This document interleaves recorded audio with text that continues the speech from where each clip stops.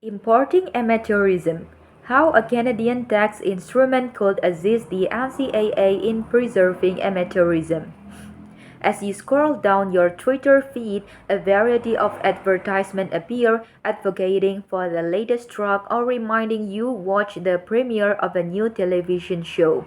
As social media open up new advertisement platforms, companies such as Nike and Adidas have sought to advance their product using the most popular features in sport, including collegiate athletes. This attempt have run directly counter to the National Collegiate Athletic Association (NCAA) goal of preserving the tradition and integrity of intercollegiate athletics rooted in amateur competition.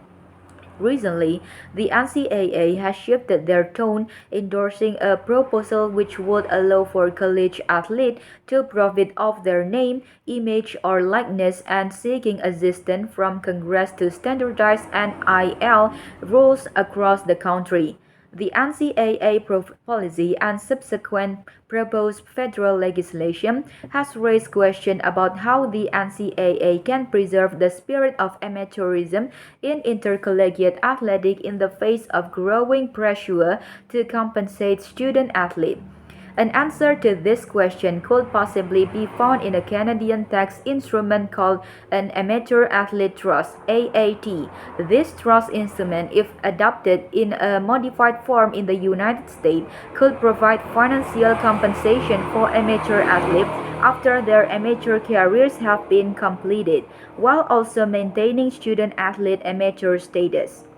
NCAA beginning and role of amateurism. Established in 1905, the Intercollegiate Athletic Association, later renamed as the NCAA, was created with the focus on improving the safety of college athletics, specifically college football players. However, with the introduction of collegiate broadcast rights and sponsorship agreement, collegiate athletics rapidly became monetized and the focus of NCAA shifted, with more resources devoted toward preserving amateurism. The NCAA has defended the need to preserve amateurism, claiming that it protects student athletes from the financial pressure placed on them by agents or other third parties, as well as asserting the preservation of amateurism protects the integrity of intercollegiate competition. However, public opinion has shifted away from the NCAA position on student athletes, as many feel that student athletes should be fairly compensated for their time and effort.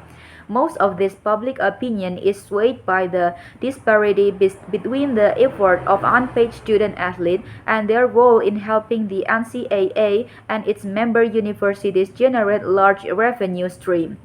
Such revenue span from outside agreements such as sponsorship agreement and broadcast rights to the student athlete participating in large collegiate athletic events such as the NCAA annual men's basketball tournament March Madness.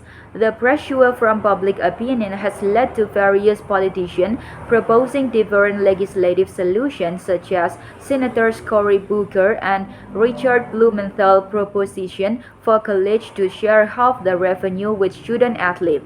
While this solution offers fair compensation to student athletes, there is a potential they could undermine amateurism within intercollegiate athletics.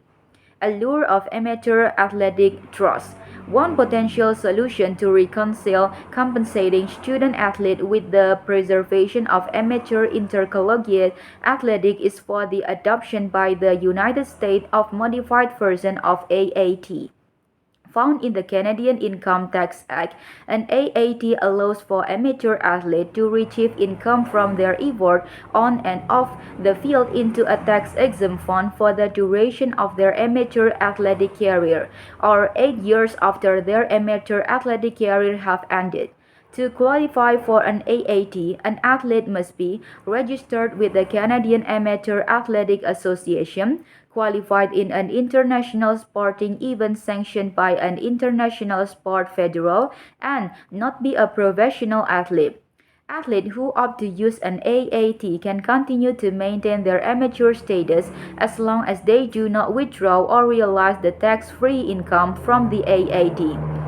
Similar solutions to AAT have been proposed in the United States, calling for the NCAA to create a fund financed by the member universities that will pay out to a certain sum to student athletes upon graduation based on the percentage of revenue the athlete's sport generated for the university.